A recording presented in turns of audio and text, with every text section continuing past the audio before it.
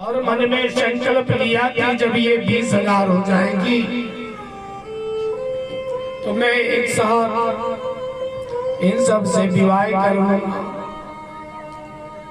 तो यहाँ मेरे गोविंद ने भोमसुर राजा से 16,000 सौरानियों को छुड़ाया और इन सब से एक साथ में विवाह कर लिया।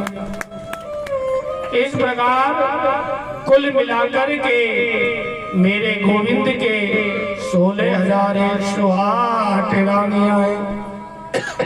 बोलो श्री कृष्ण भगवान की जय हो। बोलो बाकी बिहारी लाल की। आज भगवान अपनी द्वारिका में आए, बड़ा सुंदर परिवार है, बहुत शांति है।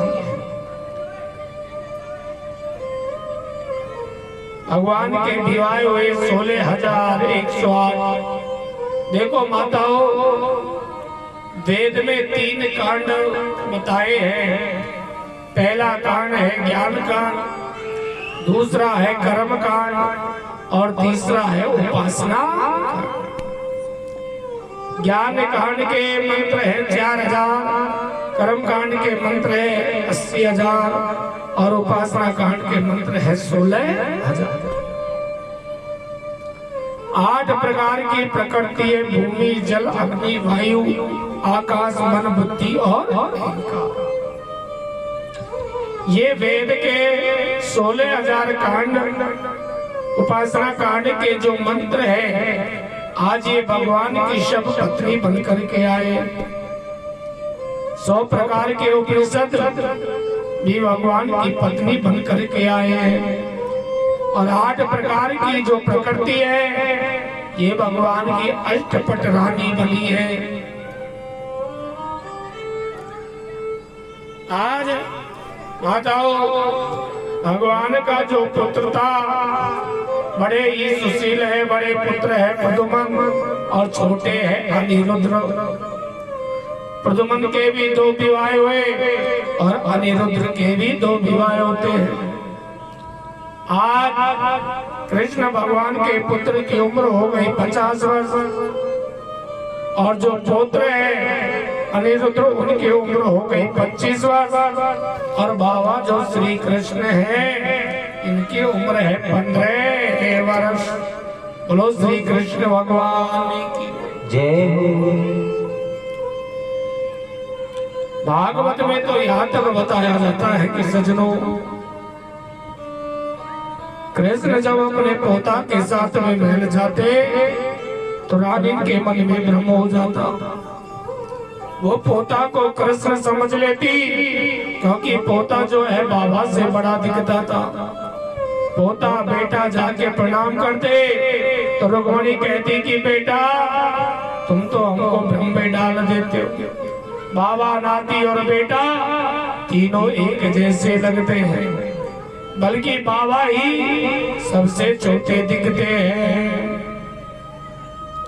इसी बात का फायदा उठाया एक राजा ने, जिनका नाम है पौंड्रुक राजा। पौंड्रुक राजा ने काशी नरेश से पूछा कि कृष्ण को लोग भगवान क्यों मानते। काशी नरेश कहने लगा कि महाराज, सुना है कि वह कृष्ण के कभी 4 हाथ हो जाते हैं। उनके पास एक सुदर्शन चक्र है जो उंगली पे घूमता रहता है। पौंड्रुक राजा कहने लगे कि काशी नरेश, यदि मेरे भी 4 हाथ हो जाए तो कहा हमें भी लोग भगवान माने। बोले हाँ, क्यों नहीं माने। पौंड्रुक राजा ने क्या किया, माताओं 2 हाथ लकड़ी के बना लिए और एक पीतल का सुदर्शन चक्र बना लिया और काला काला मृग कस्तूरी पूरे शरीर पे लगा लिया और अपना नाम रख दिया पौंड्रुक कृष्ण वासुदेव। बटन दबाता चक्र घूम जाता अब तो लाखों लोग वाके भक्त हो गए। अब तो लोग उसकी पूजा करने लगे, आरती करने लगे, जय जयकार करने लगे। आज इतने लोग वाके भक्त हो गए कि वह अभिमान हो गया और वो अपने आप को भगवान समझने लग गया कि मैं भगवान। अभिमान में आके पौंडरुक राजा आज मेरे गोविंद को एक पत्र लिखते हैं और कहते हैं कि मैं भगवान हूँ। आज मेरे गोविंद उद्धव के साथ में आए और आकर के पौंडरुक राजा का उद्धार कर दिया है। बोलो श्री कृष्ण भगवान की जय। भगवान ने देखा कि पौंडरुक राजा जो है मेरा रूप धारण करते समय मेरा नाम तो जरूर लेता ही होगा, और जो व्यक्ति मेरा नाम लेता है उसे तो मुक्ति देनी चाहिए।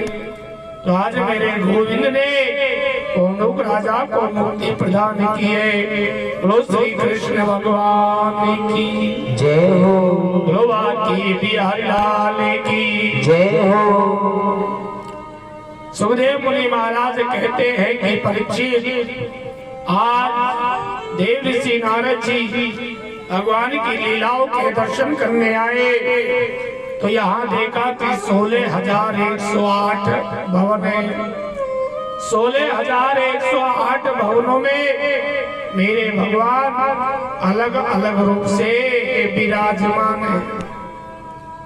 हर महल में अलग अलग रूप से कोई ना कोई कार्य में लगे हुए हैं।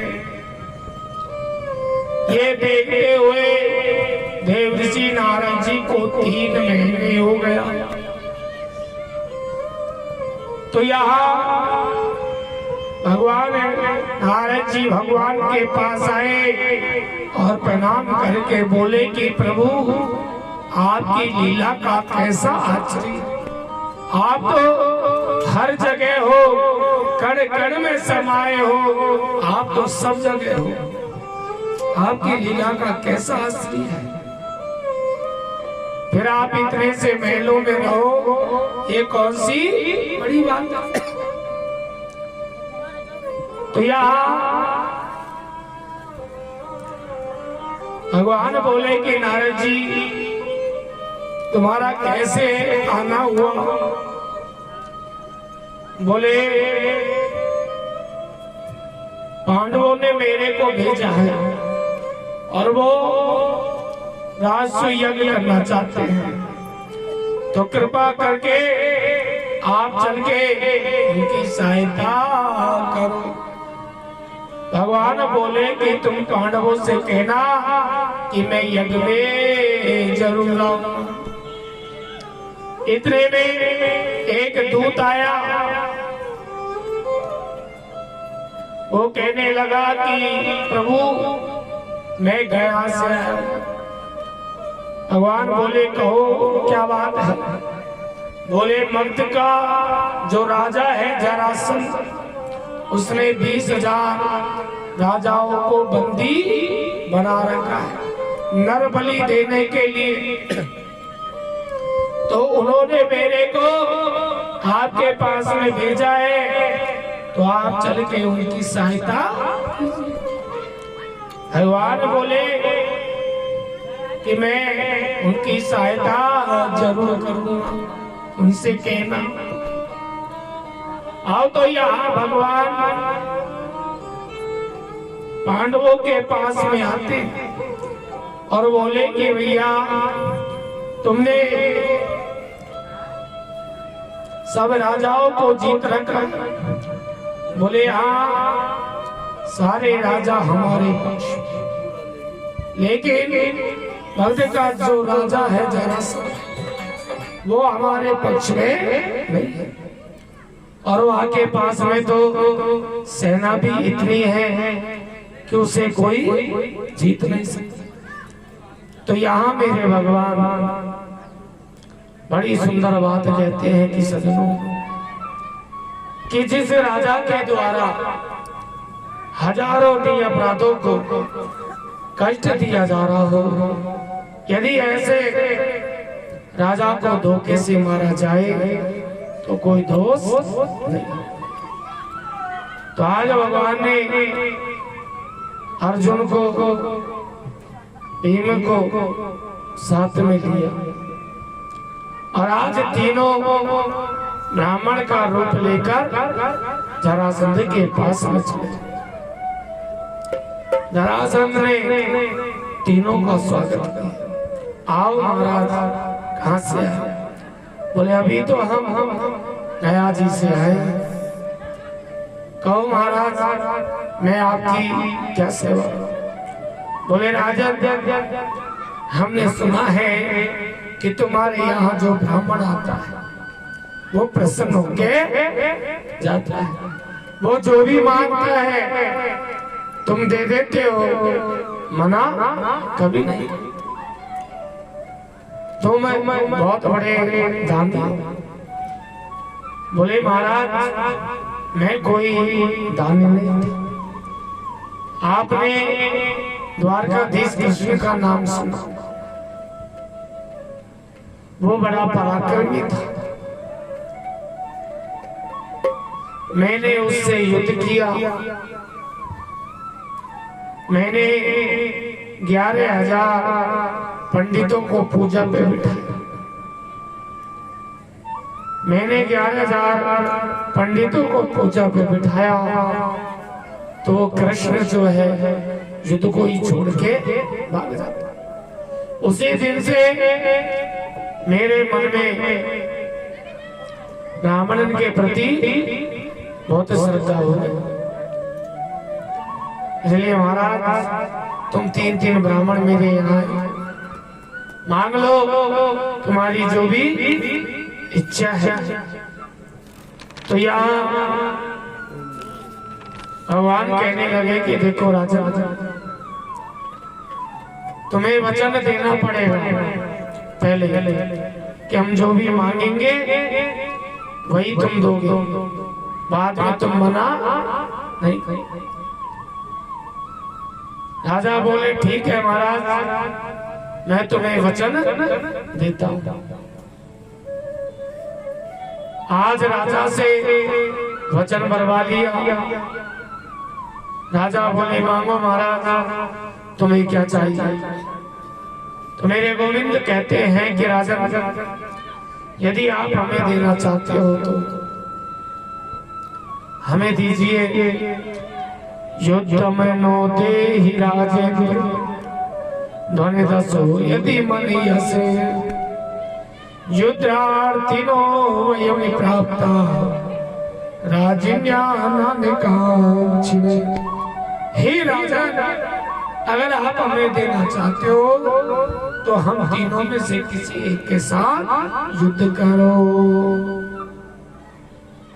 राजा बोले कि महाराज, ब्राह्मण होके युद्ध? बोले राजा, हम कोई ब्राह्मण नहीं है, हम तो राजा है। बोले तो कपटी हो, पहले तो अपना परिचय दीजिए कि तुम कौन हो। अब तो भगवान कहते हैं राजा, दाई तरफ जो खड़े हैं इनका नाम है भीम, और बाई और खड़े हैं इन्हीं के छोटे भाई हैं। अच्छा, ये तो पांडु पुत्र है, लेकिन तुम कौन हो? भगवान बोले कि मैं इनके मामा का बेटा हूँ और तुम्हारा पुराना शत्रु कृष्ण हूँ। बोलो कृष्ण भगवान की जय हो। राजा ने देखा कि कृष्ण बड़ा चालाक है, पहले ही 17 बार मेरे को हरा दिया, और अगर इस बार हरा दिया तो पूरे जीते जिताए पर पानी फिर जाएगा। तो राजा बोले देखो कृष्ण, तुमसे तो मैं लड़ूंगा, क्योंकि तुम जो तुम्हें समुद्र के बीच में रहते हो और अर्जुन से भी क्या लड़ू, ये भी दुबला पतला है। हाँ, केवल भीम ही मेरे समान बलशाली है। अब तो भीम का चेहरा फूल गया कि मैं ही सबसे ज्यादा ताकतवर हूं। कृष्ण को पहले कर दिया, अर्जुन को पहले कर दिया, केवल मेरे को ही पास। भीम का खुशी के मारे चेहरा फूल। अब तो जरासंध का और भीम का युद्ध होता है। दिन भर युद्ध हुआ। अर्धप्रेर भीम के पास में आए, भीम मेरे गोविंद के पास में आए और कहने लगे कि कन्हैया, ये आदमी नहीं, ये तो पहाड़ है। यहाँ से युद्ध करते करते मेरी नस ढीली ढीली हो गई, लेकिन यहाँ के पराक्रम का कोई पता नहीं चलता। भगवान बोले कि भीम, पास भी तो तुमको ही किया, अब करो युद्ध। बोले देखो कन्हैया, या तो भाग चलो, नहीं तो मैं अकेला ही भाग जाऊं।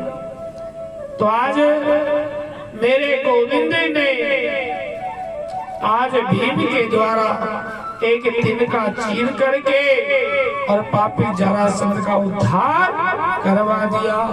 बोलो श्री कृष्ण भगवान की जय हो, भगवान के बिहार की जय हो, जय जय श्री राधे श्याम। अब तो उसके पुत्र को राजगद्दी पे बिठाकर भगवान और बहुत सारा धन लेके आ गए। इंद्रप्रस्थ में आकर राजस्व यज्ञ प्रारंभ होता है। यज्ञ के शुभारंभ में प्रसन्न हो रहा था कि यज्ञ में सबसे पहले पूजा किसकी करी जावे। तो शिशुपाल के सामने सहदेव ने कहा कि कृष्ण ही प्रथम पूजा के अधिकारी है। तो शिशुपाल भगवान को गालियां देने लगा कि अरे जिसकी माता का पता नहीं है, जिसके पिता का पता नहीं, जिसकी जाति का पता नहीं, उसकी सबसे पहले पूजा क्यों करे। गाली निकालने लगा भगवान को। जब गाली देने लगा तो 100 गाली तो शिशुपाल को जमा दी। जैसे ही 100 से ऊपर 101 गाली निकाली तो मेरे गोविंद ने अपने सुदर्शन चक्र से शिशुपाल का सर धड़ से अलग कर दिया है और उसे मुक्ति दी है। बोलो कृष्ण भगवान की जय हो, भगवान के बिहार की जय हो। अब तो यहाँ माताओं यज्ञ का शुभारंभ होता है। देखो भैया, यज्ञ चाहे कैसा हो, चाहे भागवत ज्ञान यज्ञ हो, चाहे कोई और यज्ञ, यज्ञ में सबको सहयोग करना चाहिए। ये हमारा मानव धर्म है कि यज्ञ में हम लोग सब सहयोग करें। यज्ञ में भगवान बोले कि भाई सब लोग एक एक काम बांट लीजिए। तो यज्ञ में सबसे पहला कार्य होता है दान भंडारा। तो यज्ञ में सबसे पहले भैया ज्यादा से ज्यादा दान देना चाहिए, क्योंकि यज्ञ में जितना दान दिया जाता है उतना ही वो यज्ञ का लाभ मिलता है और हमारा धर्म बढ़ता है भगवान की कृपा।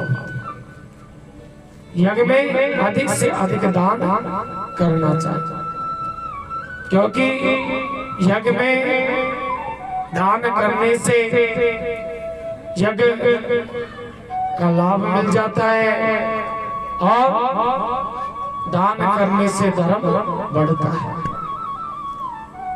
क्योंकि धर्म जब बढ़ेगा जब हम वहां में ज्यादा से ज्यादा दान करेंगे,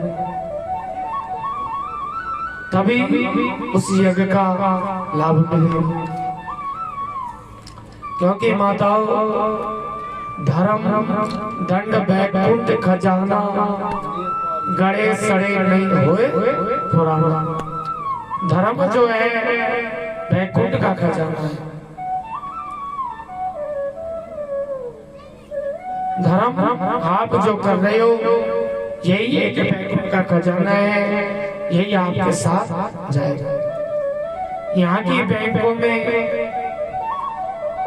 हम कितना भी धन इकट्ठा कर ले, यहाँ इस संसार में कितने भी गाड़ी घोड़ा मकान इत्यादि हम बना ले, लेकिन एक ना एक दिन सब यही रह जाएगा।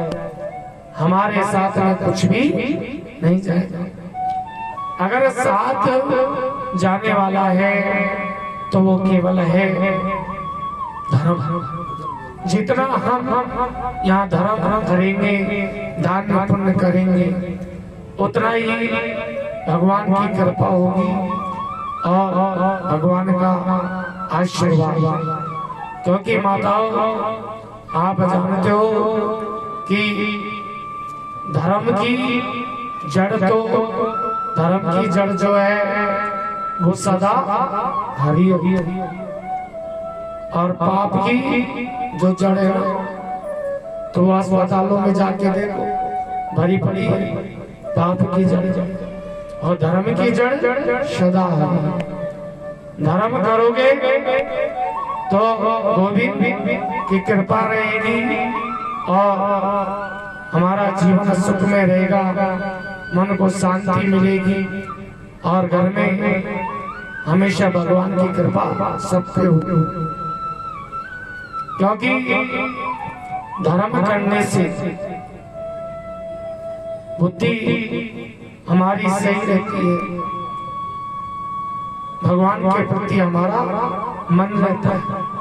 धर्म करने से मन में हमेशा अच्छे विचार बने रहते हैं और धर्म दान करने से हमेशा हम लोग भगवान की पूजा पाठ भजन सत्संग इत्यादि में लगे रहते हैं। इसलिए धर्म करना चाहिए। धर्म की जड़ हमेशा सदा हरी है। देखो मैयाओ, एक राजा थे जो बहुत धर्मात्मा राजा थे।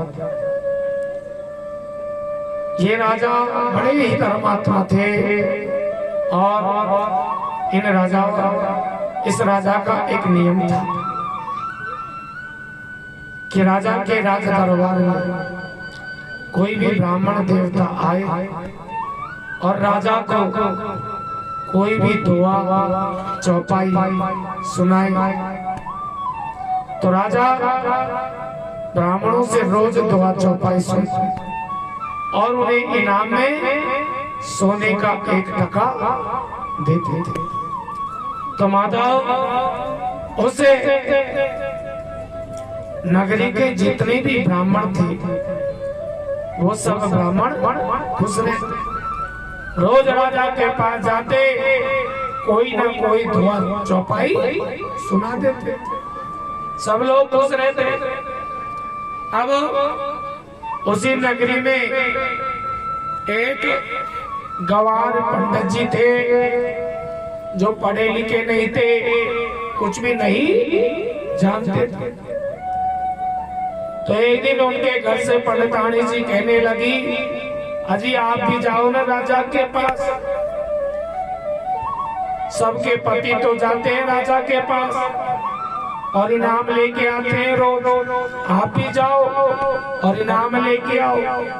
बोले देवी, वहां तो सब पढ़े लिखे ब्राह्मण जाते हैं और मैं तो पढ़ा लिखा तो हूँ नहीं, कुछ मेरे से आता नहीं, और जब तक राजा को कुछ सुनाऊंगा नहीं तो राजा इनाम देगा। ऐसे ही क्यों देगा राजा इनाम, कुछ तो सुनाना पड़ेगा। पंडितानी जी कहने लगी कि स्वामी आप जाओ तो सही, कुछ तो आता होगा आपसे, जो कुछ भी आवे वही सुना देना। अब पंडितानी जी ने कैसे भी कह करके और पंडित जी महाराज को भेज दिया राजा के पास राजमहल में। अब पंडित जी महाराज राजमहल को चल दिए, पर सोच रहे हैं मन में कि मैं राजा को क्या सुनाऊं। बुद्धि पे जोर दे रहे हैं कि राजा को क्या सुनाऊं, लेकिन कोई दुआ चौपाई कुछ याद नहीं आ रहा। चलते गए तो आगे माताओं पंडित जी महाराज को मिल जाता है एक चूहा जो बिल खोद रहा था। पंडित जी बोले कि अपन तो कुछ आता नहीं है, गवार पंडित जी थे, बोले अपन तो राजा को यही बोल देंगे कि चूहा बिल खोद रहा था। फिर सोचा कि ये तो अच्छा नहीं लगेगा, तो पंडित जी ने अपनी बुद्धि से और वह चूहा बिल खोद रहा था वहां के ऊपर एक लाइन तैयार कर ली, कुचर कुचर तू का कुछ। अब आगे चले तो आगे मिल जाता है एक खरगोश जो झाड़ियों के पीछे बैठ रहे। तो पंडित जी महाराज रुके तो खरगोश पंडित जी को देखने लगा, घूरने लगा। जब वो खरगोश देखने लगा, घूरने लगा, तो आई भी देख के पंडित जी ने एक लाइन बना ली कि घूर घूर तू का देखे। वो खरगोश देखकर भागने लगा तो एक लाइन और बना ली पंडित जी ने, मुझको देखकर क्यों भागा। आओ तो पंडित जी महाराज ने 3 लाइन तैयार कर दी। कुचर कुचर तू का कुचरे, घूर घूर तू का देके, मुझको देकर क्यों भागा। अब 3 लाइन बना ली, आगे चले। फिर सोच रहे हैं कि चौपाई में तो 4 लाइन होगा और ये तो 3 ही है। कई राजा यह ना सोचे कि ये तो आधी चौप और आधा ही टका इनाम का दे। तो पंडित जी सोच रहे 1 लाइन और होनी चाहिए। चलते गए तो राजा के राजमहल के दरवाजे पे पहुंचे। राजा के राजमहल के दरवाजे पे जैसे पहुंचे पंडित जी तो 2 ब्राह्मण निकले राजमहल से। तो उन्होंने पंडित जी को देख के और प्रणाम किया और बोले महाराज जय जय राम। पंडित जी बोले कि बढ़ गए हो, 3 लाइन तो है ही है, एक या जय जय राम को भी जोड़ दो। हो गई चौपाई पूरी। अब तो पंडित जी महाराज ने चौपाई बना ली अपने मन से। अब चौपाई बना करके पंडित जी महाराज और उसे याद कर रहे हैं, उसे बोल रहे हैं, उस चौपाई को बोल रहे हैं। तो यहाँ पंडित जी महाराज उस चौपाई को बोल रहे हैं कि कहीं मैं राजा को सुनाते समय भूल नहीं जाऊं, क्योंकि विद्या कंठ की और 208 को और भाई 7 को, ये 3 चीज हमेशा समय पे काम आती। तो याद कर रहे हैं बोल करके कि कहीं मैं राजा को सुनाऊं तो भूल नहीं जाऊं। तो पंडित जी महाराज बोल रहे हैं, मनी मन में गुनगुना रहे हैं, याद कर रहे हैं। कुचरे कुचरे तू का कुचरे, कुचरे कुचरे तू का कुचरे, घोरे घोरे तू का घोरे, घोरे घोरे तू का घोरे, मुझको देखकर क्यों भागे, मुझको देखकर क्यों भागे। जय राम की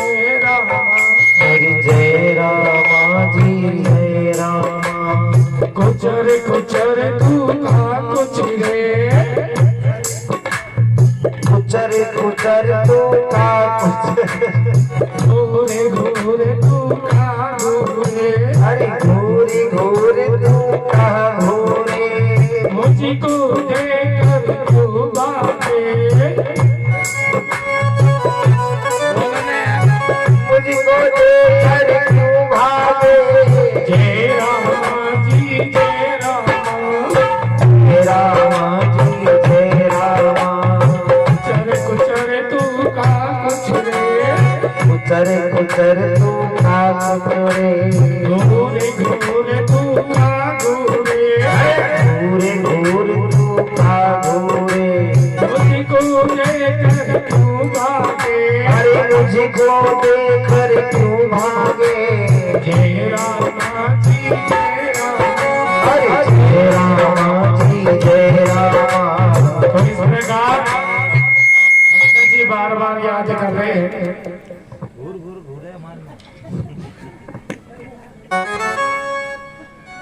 बार बार याद कर रहे हैं अभी याद करके पंडित जी महाराज और राजमहल में अंदर चले जाते तो राजा हाथ जोड़ के कहते हैं महाराज को प्रणाम किया और बोले महाराज जो भी आपसे आए सुना तो पंडित जी महाराज ने चौपाई सुना तो जैसे ही चौपाई सुनी तो राजा को आश्चर्य लेकिन चौपाई अच्छी लगी आपको भी लगी कि नहीं लगी जब किस किस को अच्छी लगी